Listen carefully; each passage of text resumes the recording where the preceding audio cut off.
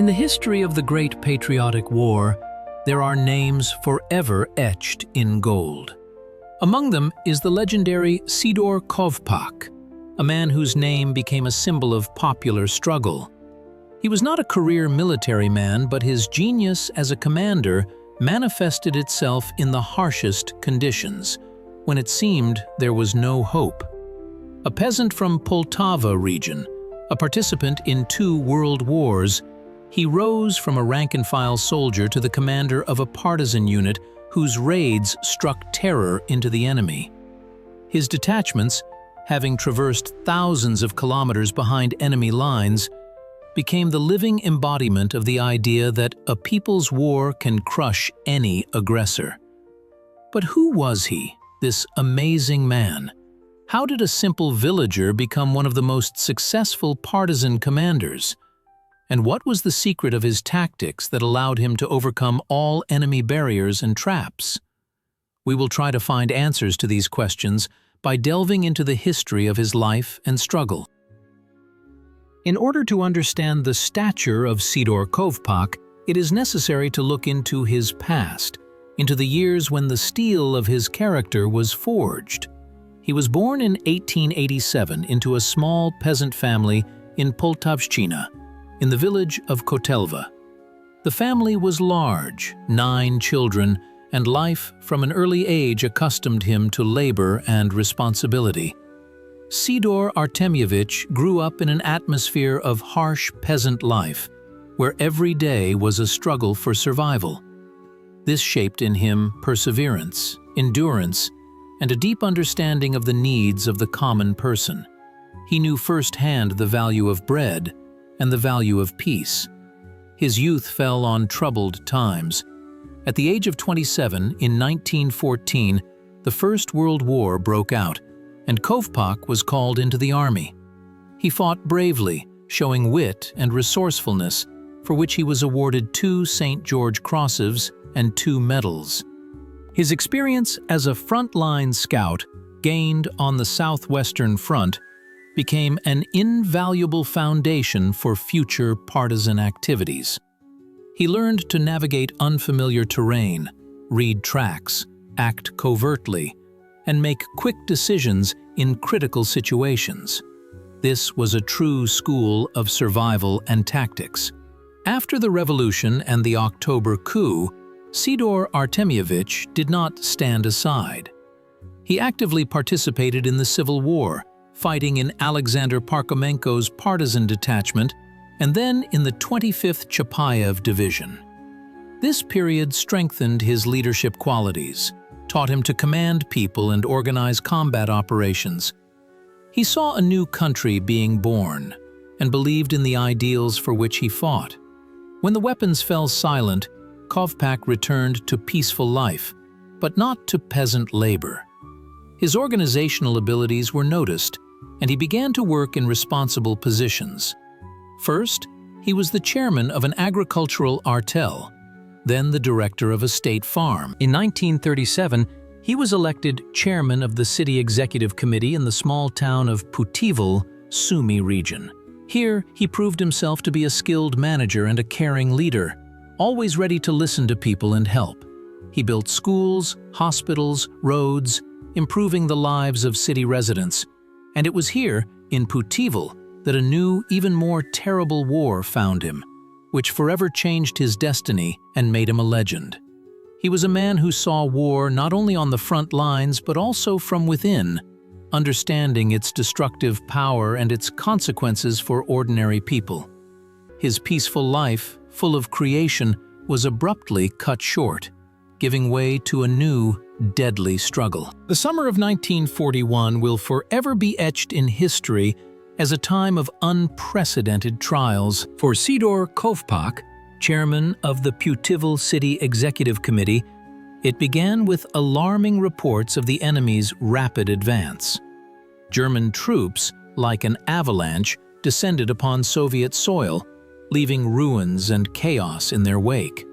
Peaceful life, it seemed, vanished overnight. But Kovpak was not one to retreat in the face of danger. His experience from 2 wars, his peasant hardiness, and his unyielding spirit did not allow him to reconcile with the occupation. He made a decision that determined his future and the destinies of thousands of people: to remain behind enemy lines and organize resistance. This was the choice not only of a military man, but also of a person deeply devoted to his land and his people.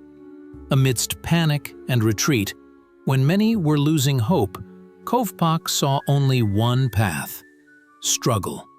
In late June 1941, when the threat of occupation already hung over Poltava, Sidor Artemyevich, along with a group of like-minded individuals, including former employees of the city executive committee, and simply determined people, went into the dense forests. Their path led to the Partisan forest, ancient, mysterious, full of ravines and swamps, an ideal place for concealment and the beginning of guerrilla warfare. It was here, deep in the forest thicket, that the first partisan detachment was formed. Its core consisted of only 12 people, but each of them was ready to go to the end. They had neither sufficient weaponry nor a clear plan of action. Only one common desire: to fight the invaders. This was not just the creation of a military unit. It was the birth of hope in the utter darkness of occupation.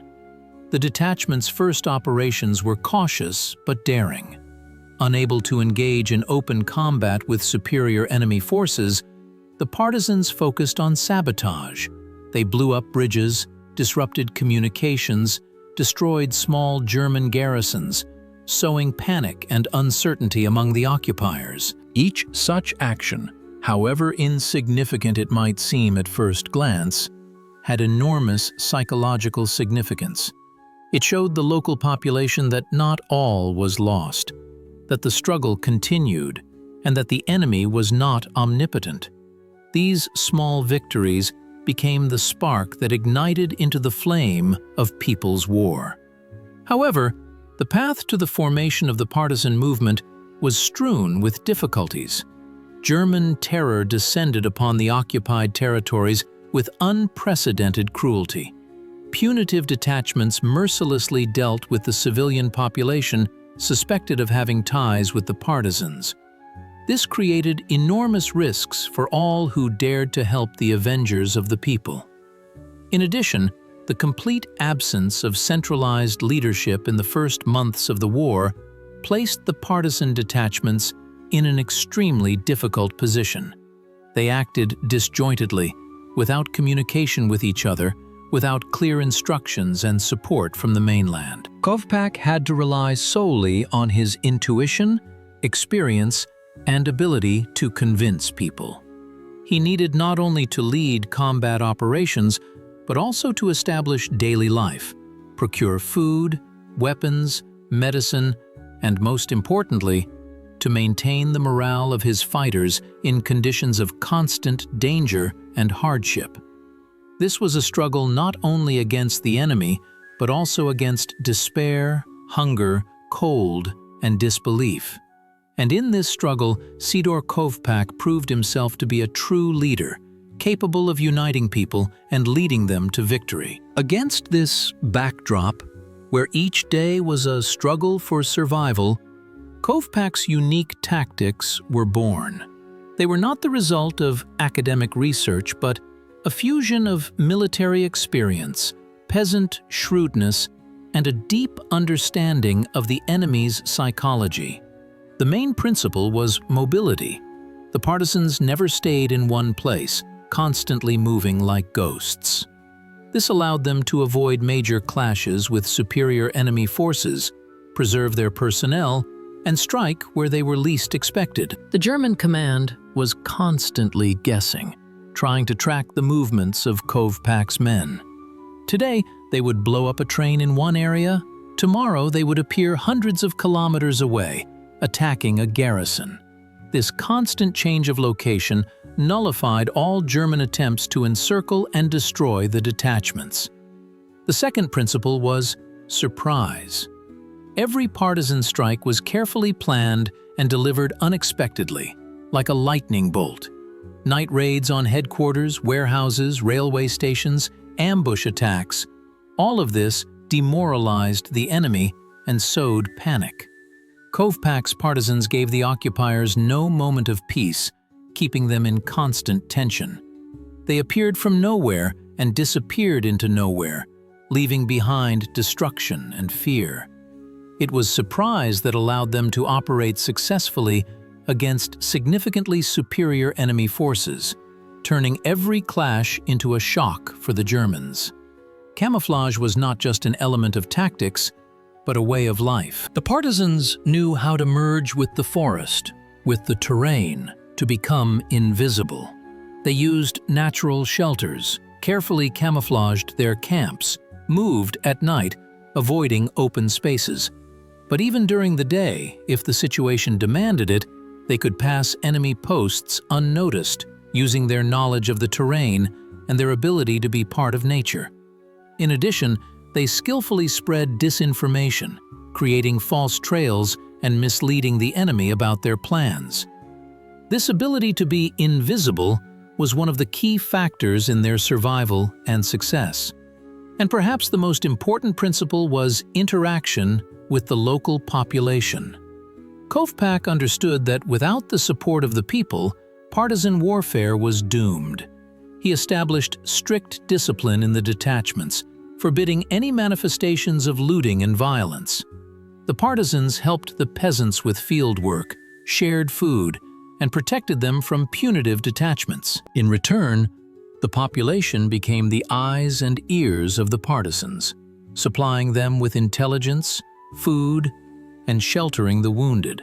The local residents were not just a source of resources for Kovpak's men, but true allies, part of a united front.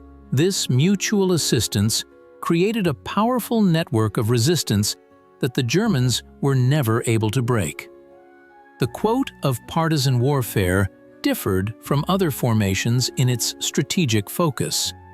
While many detachments concentrated on local sabotage, Kovpak thought on a grand scale. His raids were not just incursions, but deep strategic operations aimed at disorganizing the enemy's rear over vast territories. He didn't just destroy trains, he cut off entire transport arteries, depriving the Germans of supplies. He didn't just attack garrisons, he created a threat to enemy headquarters and communications for hundreds of kilometers. This ability to see the big picture and act accordingly made his tactics truly unique and extremely effective. But even tactics as brilliant as Kovpak's required scale. Local successes of individual detachments, no matter how daring, could not turn the tide of the war. A moment arrived when scattered groups had to become a single, powerful force, capable of inflicting truly palpable blows on the enemy. And that moment came. Sidor Kovpak, possessing incredible strategic thinking and persuasive power, began a process that forever changed the balance of power in the Ukrainian forests. He understood, in unity there is strength, and he began to unite. Throughout 1941 and 1942, thanks to skillful agitation, personal charisma, and of course the successes of his detachment, Kovpak managed to gather dozens of small partisan groups around him. These groups, previously operating in isolation, often without communication with each other, gained a unified command and a common goal. Imagine how it happened. From the depths of the forest, from swamps and ravines, commanders of other detachments came to meet the legendary Kovpak. He didn't just command, he inspired. He was not only a military leader, but also a political leader, capable of conveying to each fighter the importance of their struggle, explaining the goals and objectives, and instilling faith in victory. This ability to unite and rally people of different convictions and backgrounds was one of the key features of his leadership. Under his command, not just a military formation, but a true people's army was taking shape. Gradually, from the chaos of the first months of the war, a clear structure emerged. A headquarters group was formed whose core consisted of the most experienced and devoted fighters. They were engaged in planning operations, coordinating the actions of detachments, and gathering information. An intelligence service was also created, the eyes and ears of the partisans. Local residents, risking their lives, provided valuable information about enemy movements, garrisons, and warehouses. This information was vital for successful raids and allowed them to avoid traps. But how to provide thousands of fighters with everything they needed under conditions of total occupation? This was one of the most difficult tasks. Kovpak understood that without a reliable supply system, any, even the largest, formation was doomed. Therefore, in parallel with combat operations, a system for obtaining food, ammunition, and medicines was established. Part of everything necessary was obtained in battles, taken from the enemy. But much had to be produced themselves. In forest conditions, improvised workshops were created where weapons were repaired, explosives were made, and clothes were sewn. And, of course, establishing contact with the, quote, O. This was a breakthrough that changed everything. For a long time, the partisans operated in complete isolation, relying only on their own strength. But with the development of the partisan movement, Moscow began to actively support the People's Avengers. Across the front line, under the cover of night, planes arrived, delivering weapons, ammunition, medicines, and radios. These radio stations became the thread connecting the partisans with the center. Kovpak regularly reported on his successes and needs, received instructions and support. Now, his formation was not just a group of brave fighters in the forest, but part of a single front, a powerful force capable of influencing the course of the war. This gave the partisans not only material, but also moral support, strengthening their faith in the common cause and the approaching victory. By the end of 1942, Sidor Kovpak's unit had transformed into a formidable force, capable not just of delivering pinpoint strikes, but also of conducting large-scale operations. It was during this period that the idea of the first Carpathian raid matured, a daring and unprecedented campaign in its scale, deep into enemy territory. The objective of this raid was not only tactical but also strategic: to disorganize the German rear in the Carpathians, disrupt supplies to the Eastern Front, tie down enemy forces, and rouse the population of Western Ukraine to fight where the partisan movement was significantly weaker. This was not just a campaign, but a demonstration of power, a signal to the whole world that the Soviet people were not broken and continued the struggle on all fronts. The raid was planned for the summer of 1943, on the eve of the Battle of Kursk, and was intended to be an important part of the Red Army's overall strategy. Kovpak understood that the success of the raid could have a colossal impact on the overall course of the war.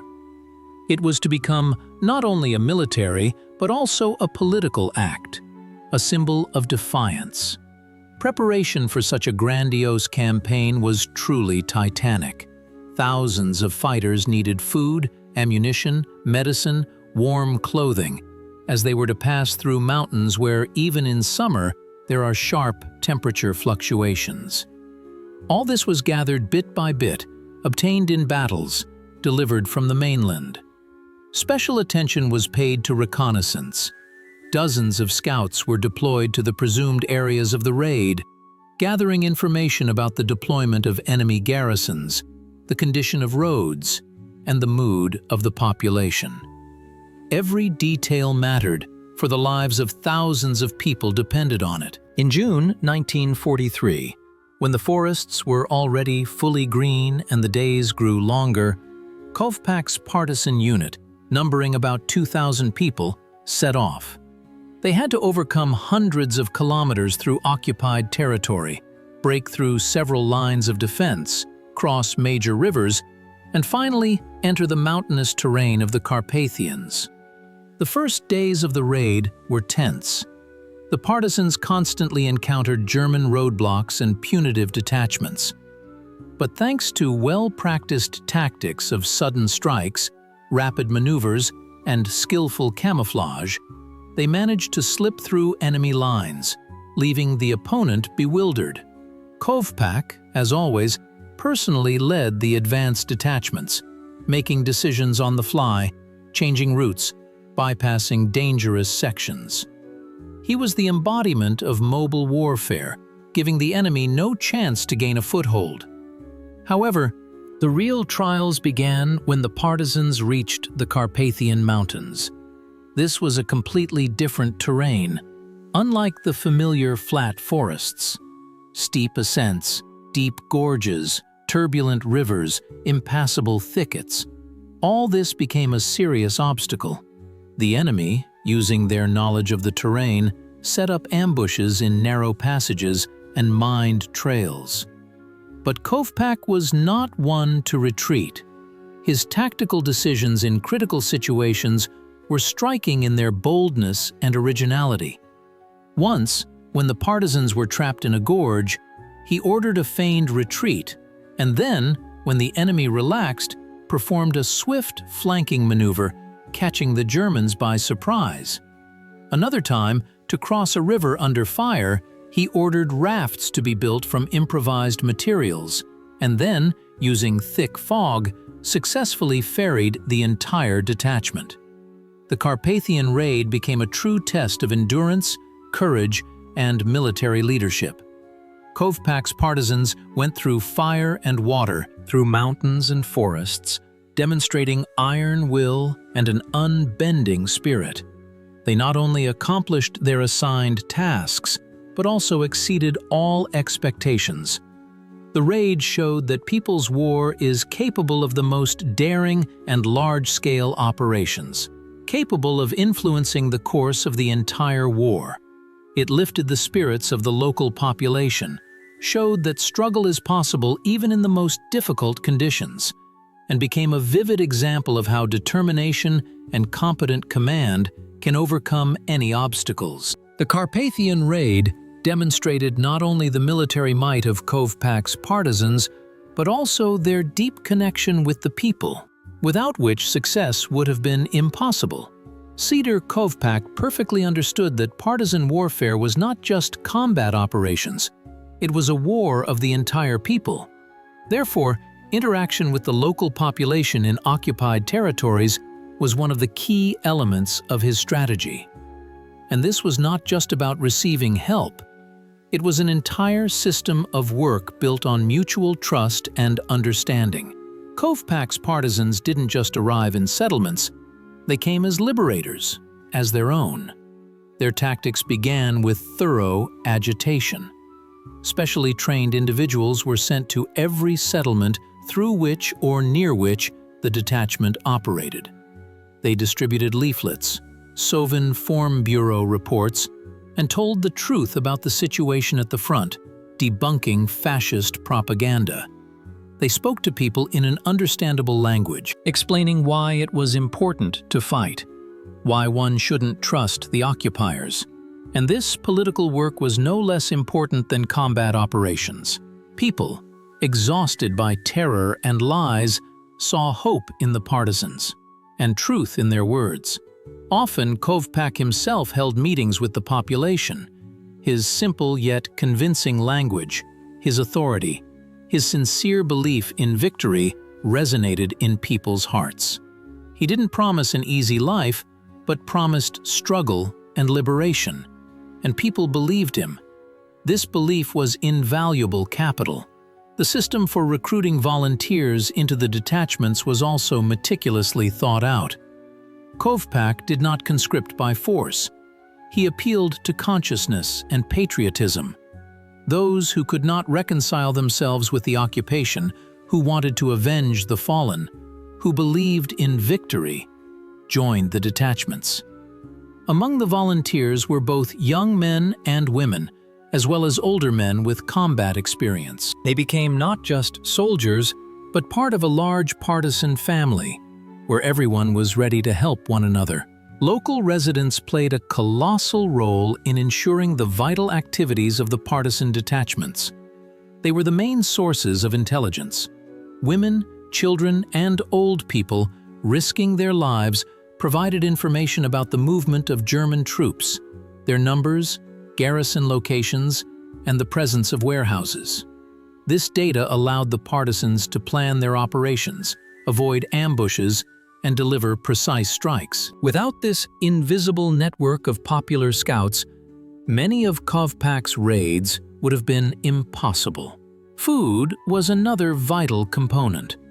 The partisans never took anything from the population by force. They bought provisions, and if there was no money, they promised to repay the debt after victory, and always kept their word. Often, peasants themselves brought food, sharing the last of what they had. They understood that the partisans were their protectors, shelters for the wounded, places to stay overnight. Sometimes, entire villages became temporary bases for the partisans. Local residents hid fighters from punitive detachments, helping them recover from injuries. This was genuine popular support that came from the heart. This mutual assistance created an aura of inviolability around the partisans that the Germans could never break.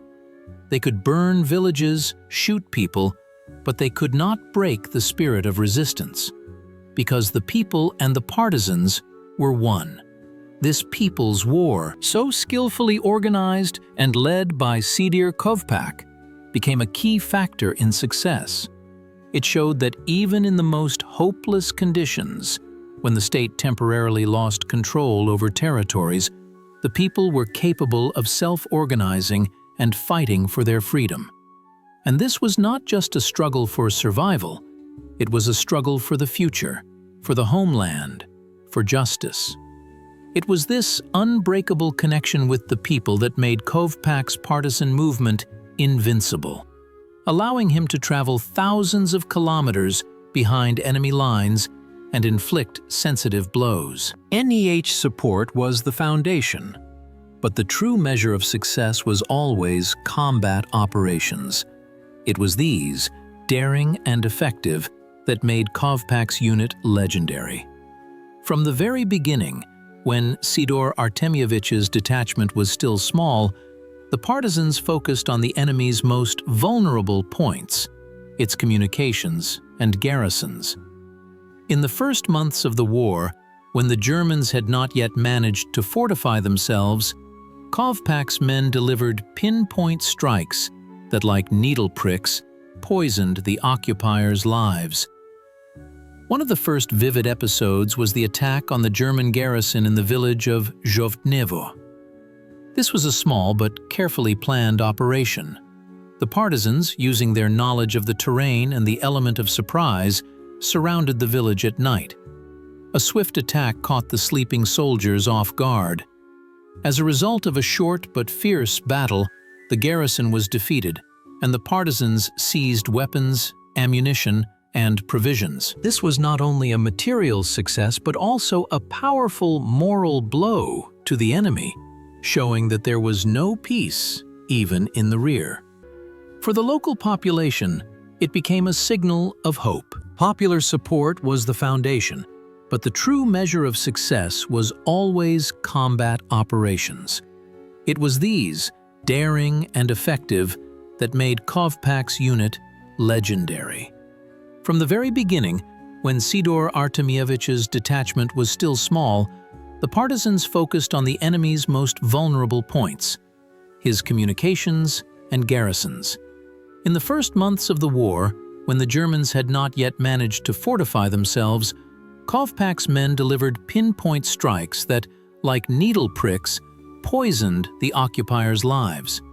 One of the first striking episodes was the attack on the German garrison in the village of Zhovtnevoye. It was a small but carefully planned operation. The partisans, using their knowledge of the terrain and the element of surprise, surrounded the village at night. A swift attack caught the sleeping soldiers off guard. As a result of a short but fierce battle, the garrison was defeated, and the partisans seized weapons, ammunition, and provisions. This was not only a material success, but also a powerful moral blow to the enemy, showing that there was no peace even in the rear. For the local population, this became a signal of hope. Popular support was the foundation, but the true measure of success was always combat operations. It was these, daring and effective, that made Kovpak's unit legendary. From the very beginning, when Sidor Artemyevich's detachment was still small, the partisans focused on the enemy's most vulnerable points, its communications and garrisons. In the first months of the war, when the Germans had not yet managed to fortify themselves, Kovpak's men delivered pinpoint strikes that, like needle pricks, poisoned the occupiers' lives. One of the first vivid episodes was the attack on the German garrison in the village of Zhovtnevoye. It was a small but carefully planned operation. The partisans, using their knowledge of the terrain and the element of surprise, surrounded the village at night. A swift attack caught the sleeping soldiers off guard. As a result of a short but fierce battle, the garrison was defeated, and the partisans seized weapons, ammunition, and provisions. This was not only a material success, but also a powerful moral blow to the enemy, showing that there was no peace even in the rear. For the local population, this became a signal of hope. Popular support was the foundation, but the true measure of success was always combat operations. It was these, audacious and effective, that made Kovpak's unit legendary. From the very beginning, when Sidor Artemyevich's detachment was still small, the partisans focused on the enemy's most vulnerable points, its communications and garrisons. In the first months of the war, when the Germans had not yet managed to fortify themselves, Kovpak's men delivered pinpoint strikes that, like needle pricks, poisoned the occupiers' lives. One of the first vivid episodes was the attack on the German garrison in the village of Zhovtnevoye. It was a small but carefully planned operation. The partisans, using their knowledge of the terrain and the element of surprise, surrounded the village at night. A swift attack caught the sleepy soldiers off guard. As a result of a short but fierce battle, the garrison was defeated, and the partisans seized weapons, ammunition, and food. This was not only a material success, but also a powerful moral blow to the enemy, showing that there was no peace even in the rear. For the local population, this became a signal of hope. In the conditions of total war, logistics and supply became a matter of life and death. For Kovpak's partisans, operating deep in the enemy's rear, this issue was particularly acute. They had to survive and fight where, it would seem, there were no resources. But the genius of Kovpak and his comrades manifested itself here too. They created an amazingly effective supply system that allowed them to cover thousands of kilometers and strike at the enemy. The main source of weaponry, of course, was trophies. Every battle, every ambush, every raid on a garrison was not only an act of retribution, but also an opportunity to replenish the arsenal. Rifles, submachine guns, machine guns, grenades, cartridges, everything that could be captured from the enemy immediately went into action. Often, partisans entered battle with old Russian rifles and emerged armed with German submachine guns and machine guns. This was a constant arms race, where every captured weapon meant an increase in the detachment's firepower. But relying solely on trophies was impossible. From the mainland, as the partisans called the territory controlled by the Red Army, regular, though not always sufficient, supplies arrived. Across the front line, under the cover of night, planes flew, delivering the most essential items: explosives, radio stations, medicines, and sometimes small arms. These supplies were critically important, especially for providing special equipment that could not be obtained in the enemy's rear. Every such delivery was a true gift of fate, allowing the struggle to continue. However, Kovpak's partisans not only acquired and received weapons, but also skillfully produced and repaired them. In forest conditions, in remote dugouts and caches, real workshops were set up. Blacksmiths, mechanics, explosives experts, every specialist was worth their weight in gold. They repaired damaged rifles and machine guns, manufactured homemade grenades, mines, and explosives. From simple materials, ammonal, TNT, detonators, obtained from the mainland or captured from enemy depots, deadly charges were created, which were then used to blow up trains and bridges. Weapon repair was meticulously organized. If a rifle broke down, it was not discarded, but an effort was made to repair it. Parts were made by hand, sometimes from completely unexpected materials. This required not only skill, but also incredible ingenuity. The same applied to transport. Partisans used everything they could capture, from horses and carts to captured cars and motorcycles. And all of this had to be repaired in the field without spare parts, relying only on ingenuity and skilled hands. The role of partisan airfields and air supply in the success of Kovpak's operations cannot be overstated. These were not just clearings, but carefully camouflaged sections of the forest where small planes could land. These airfields served not only for receiving cargo, but also for evacuating seriously wounded, for delivering scouts and signalmen. Every such arrival was associated with enormous risk, but without it, large-scale raids would have been impossible.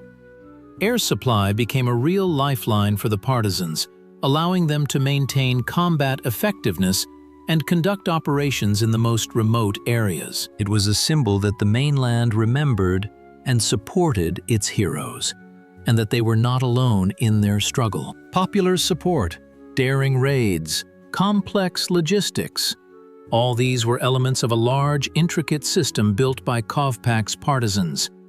But their highest achievement, a true symbol of people's war, was the creation of liberated territories, a kind of partisan republics in the enemy's rear.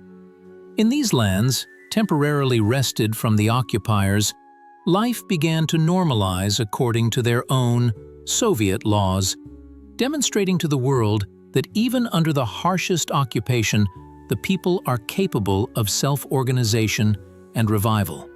How was this possible? Imagine the scene. A partisan detachment, having fought through dozens of settlements, drives out German garrisons. The enemy retreats, leaving behind devastation and fear. But instead of chaos, order ensues. First, under the control of the partisans, Soviet power was restored. This was not a formal act, but rather a return to the habitual way of life. Chairmen of village councils, elders who enjoyed the trust of the population, returned to their positions, or new ones were appointed. They were not just administrators, but a link between the partisans and civilians, ensuring the functioning of civil administration. The most important task was maintaining order. In wartime conditions, this meant not only fighting saboteurs and enemy collaborators, but also preventing looting, banditry, and any manifestations of lawlessness.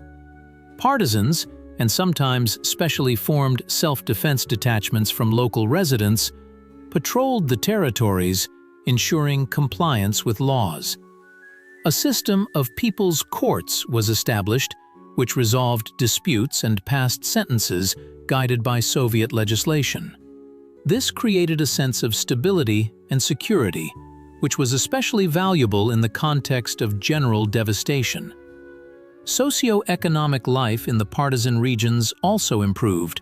First and foremost, this concerned agriculture. Partisans helped restore collective farms, organized sowing and harvesting work. They understood that without food, neither the partisans nor the civilian population would survive. Through joint efforts, they managed not only to provide for themselves but also to create reserves in case of famine. A system of exchange of goods between villages was organized, and sometimes with the big land, when plains brought scarce goods in exchange for food. Special attention was paid to cultural life. Schools were opened in the liberated areas, and the work of clubs and libraries was restored. Partisans considered it important not only to fight the enemy, but also to preserve cultural heritage, to instill in the younger generation a love for the motherland and knowledge.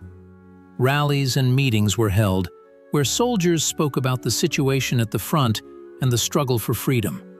Their own newspapers and leaflets were published and distributed among the population. This was real ideological work aimed at maintaining morale and faith in victory. These partisan republics, these islands of freedom in the ocean of occupation, were not just temporary formations. They became living proof that Soviet power continued to exist, that the people had not surrendered. They were beacons of hope for millions of people awaiting liberation. And their creation was one of the brightest manifestations of the People's War, so skillfully led by Sidor Kovpak. The year 1944 arrived. The Red Army was confidently advancing, liberating Soviet land from Nazi occupiers.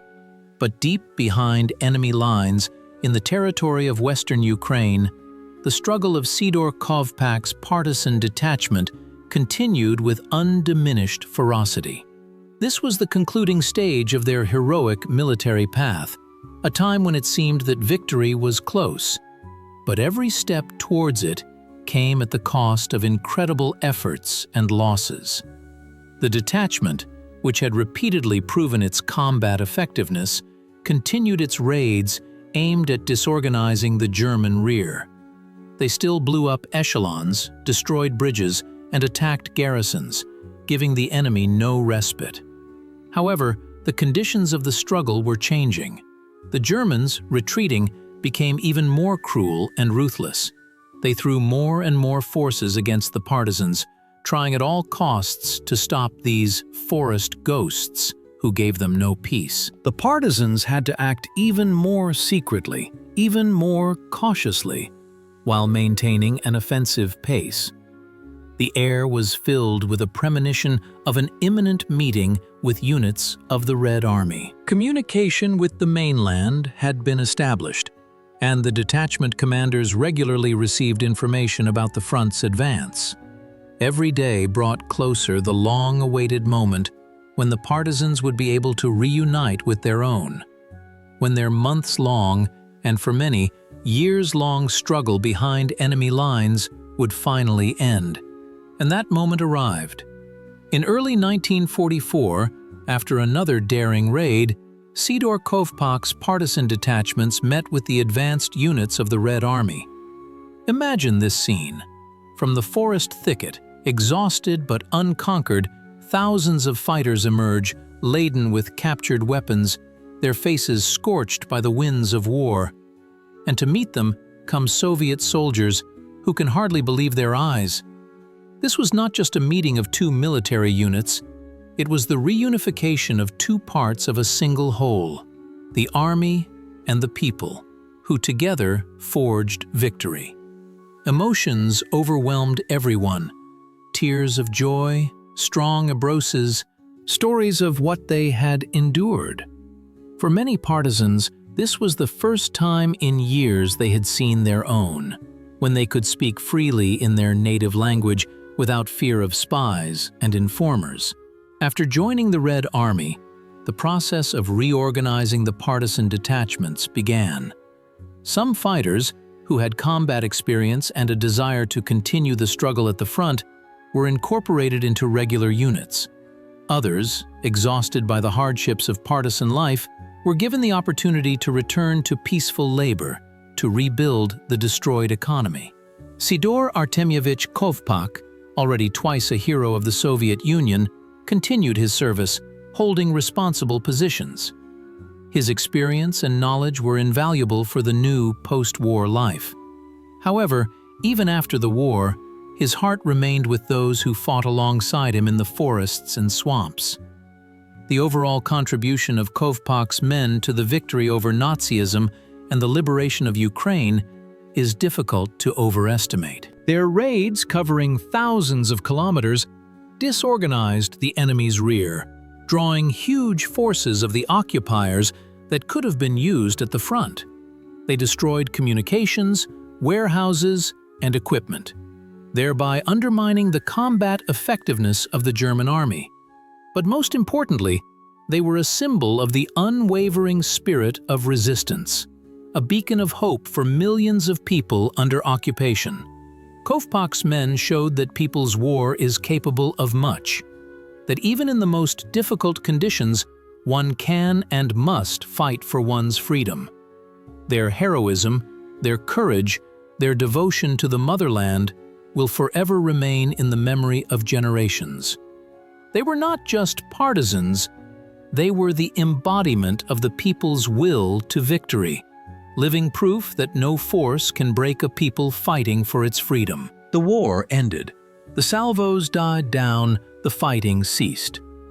But for Sidor Artemyevich Kovpak, twice hero of the Soviet Union, a man whose name became a legend during his lifetime, this was only the beginning of a new stage. His post-war life was no less rich and significant than the heroic years of partisan struggle.